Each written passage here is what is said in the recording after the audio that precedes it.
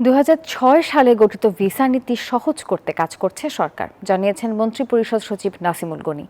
সচিবালয়ে প্রধানমন্ত্রীর সভাপতিত্বে মন্ত্রিসভার বৈঠক শেষে সংবাদ সম্মেলনে এই কথা জানিয়েছেন তিনি।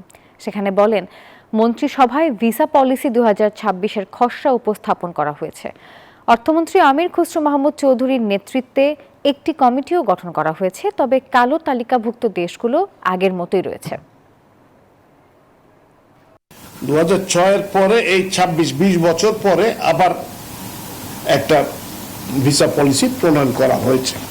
এটাতে বিদেশিদের বাংলাদেশে আগমন ও প্রস্থানকে সহজ ও সুশৃঙ্খল করা, বিদেশি বিনিয়োগ, ব্যবসা ও দক্ষ মানব সম্পদ আকৃষ্ট করা এবং আধুনিক এবং সেবামুখী অভিবাসন কাঠামো গড়ে তোলার উদ্দেশ্যে ২০০৬ সালে জারিকৃত ভিসা নীতিমালা সংশোধন করে ভিসা পলিসি ২০২৬-এর খসড়া পরিমার্জনের জন্য মাননীয় অর্থমন্ত্রীর সভাপতিত্বে একটি মন্ত্রিসভা কমিটি গঠন করা হয়েছে।